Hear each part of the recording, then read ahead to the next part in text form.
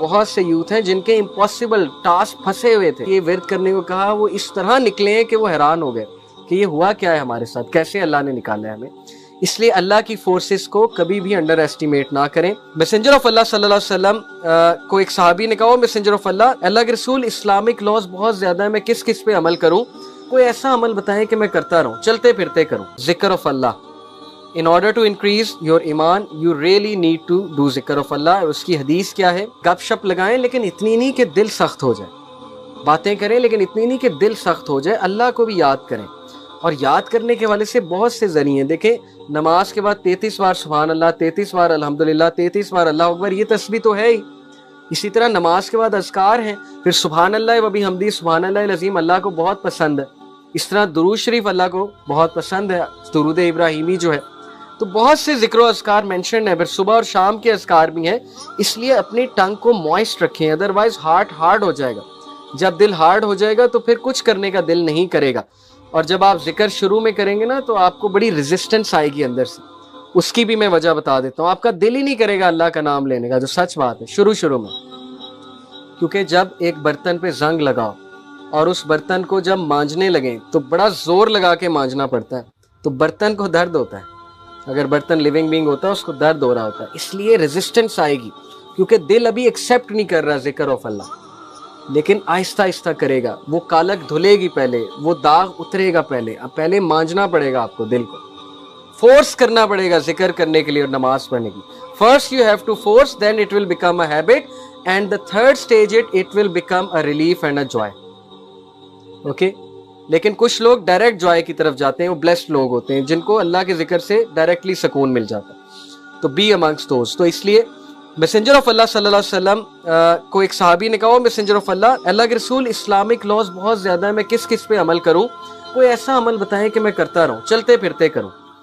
The messenger of Allah صلی اللہ علیہ وسلم said, لا یزال لسانک رطبا من ذکر اللہ، keep your tongue moist with the ذکر of اللہ، چلتے پھرتے۔ اب دیکھ لیں ہمارے پاس کتنی اپرچونٹیز آتی ہیں، ٹریفک سگنل پہ ہم رکتے ہیں تب ذکر ہو سکتا ہے، گاڑی چلاتے ہوئے ذکر ہو سکتا ہے، کسی ورک پلیس پہ جاتے ہوئے، کوئی فارغ ٹائم ہے تب ذکر ہو سکتا ہے، بہت سے ٹائم ہے ذکر کرنے کے، اور اس کے بینیفٹس چیک کریں آپ کتنے، آپ کے سول پہ، آپ کی جو ہے مائنڈ سیٹ پہ۔ اینڈ دس حدیث ابن عباس reported the messenger of Allah صلی اللہ علیہ وسلم said، جو بندہ استغفار بہت کرتا ہے، استغفر اللہ توب الیہ، ایک یہ، یا سمپل استغفر اللہ، اللہ کے نبی 100 بار کرتے تھے دن میں۔ جو بندہ اللہ سے استغفار بہت زیادہ کرتا ہے، اللہ تعالیٰ اسے ہر ڈسٹریس سے ریلیف دے گا، اللہ ہر ہارڈ شپ سے اس کے لیے راستہ نکالے گا، اور اللہ تعالیٰ اسے وہاں سے دے گا کہ وہ سوچ بھی نہیں سکتا۔ کتنی کیس سٹڈیز میں آپ کو بتا سکتا ہوں، ہمارے پاس یوتھ آتی ہے کاؤنسلنگ کے لیے، اپنے مسئلے شیئر کرتے ہیں، پرسنل مسئلے جو میں بتا نہیں سکتا، انہیں کچھ سمجھ نہیں آ رہی ہوتی ہم کیا کریں، ہم پھنس چکے ہیں، ہمیں سمجھ ہی نہیں آ رہی ہم کیا کریں۔ میں آپ کو ایک لیٹسٹ کیس سٹڈی بتاتا ہوں کہ دیر واز دس سسٹر جن کی فیملی فورسفلی ان کی شادی کر رہی تھی، and she didn't like the guy. یہ اچھی بات نہیں ہے، عورت سے پوچھنا چاہیے آپ شادی کرنا چاہتی ہو کہ نہیں، اسلام نے رائٹ دیا عورت کو، اس پر تھوپنا نہیں چاہیے۔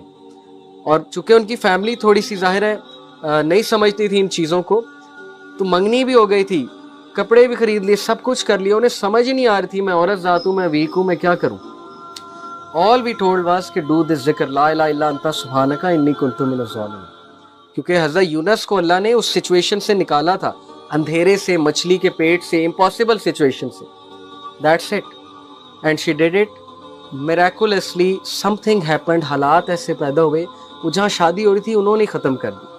انہوں نے کہا کہ ہمیں لگ رہا ہے، ہماری انڈرسٹینڈنگ ہے کہ لڑکا لڑکی کی نہیں بن رہی آپس میں اتنی، تو بہتر یہ ہے کہ نہ کیا جائے، اسٹیپ پہ نہ لیا جائے، حالانکہ ان کے پیرنٹس نے کبھی ختم نہیں کرنا۔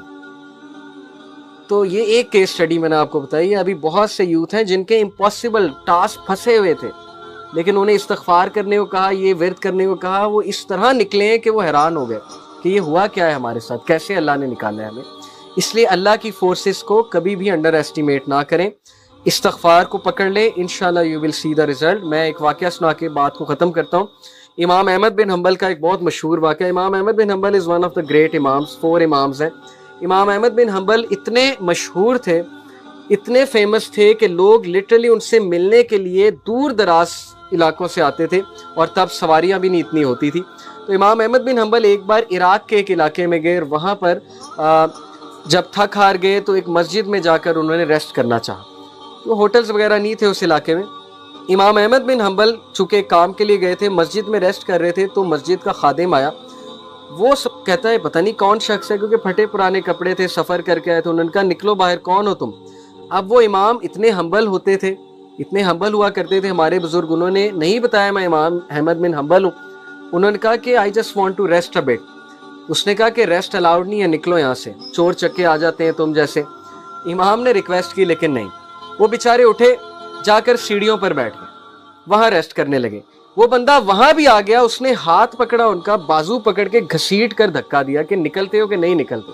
یہ کس کے ساتھ ہو رہا ہے؟ امام احمد بن حنبل کے ساتھ. ان امیجنیبل بیہیویئر. اگر اس کو پتہ لگ جاتا ہے امام احمد بن حنبل ہے تو اسی وقت پاؤں پڑ جاتا. لیکن امام احمد بن حنبل کی آپ ہیوملٹی چیک کریں, انہوں نے نہیں بتایا کہ میں نہیں چاہتا کہ میرے پریشر میں آ کے میری عزت کرے. تو ایک بیکر قریب تھا, جو بیکری والا تھا, وہ روٹیاں لگا رہا تھا, نان شان لگا رہا تھا, رات کا وقت تھا. اس نے دیکھا کہ یہ بھلا آدمی معلوم ہوتا ہے, غریب سا آدمی ہے.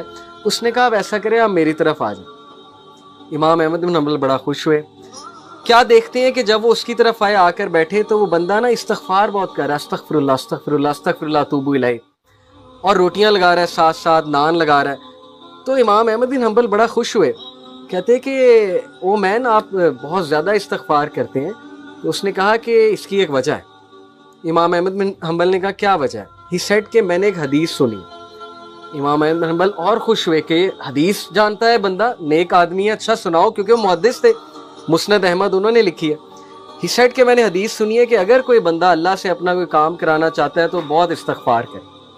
وہ اتنا خوش ہوئے, ہی ہگڈ ہم, ہی سیڈ کہ یار مطلب کمال حدیث سنا دی تم نے, لیکن کام کیا کرانا چاہتے ہو؟ ہی سیڈ میری خواہش ہے امام احمد بن حنبل سے ملو. اینڈ امام Ahmad bin Hanbal literally cried. He said کہ I am امام احمد بن حنبل, اللہ مجھے لے آیا تمہارے پاس. Can you believe it؟ اللہ اور امام احمد بن حنبل کہتے ہیں کہ بھلا ہو اس بندے کا, خادم کا, جس نے دھکے دے کے تمہاری طرف بھیجا. اللہ تعالیٰ دھکے دلوا رہا تھا کہ چلو ادھر, وہ بندہ تمہیں ملنا چاہتا ہے. اور امام احمد بن حنبل سے ملنا آسان نہیں تھا, وہ اس دور کے سیلیبریٹی تھے, بہت بڑے سیلیبریٹی تھے. تو یہ ایک واقعہ میں نے آپ کے سامنے رکھا. تو اینی وے, ذکر of Allah is very important to increase your ایمان, اس لیے اپنی روٹینز میں اللہ کا ذکر لے کر آئیں. ذکر آف شیطان is going to corrupt you and music is the ذکر of شیطان. So may Allah subhanahu wa ta'ala make us act on whatever said. جزاکم اللہ خیر for coming. بارک اللہ فی. سبحانک اللہ و بحمدک اشہد ان لا الہ الا انت استغفرک و اتوب الیک. والسلام علیکم و رحمۃ اللہ وبرکاتہ.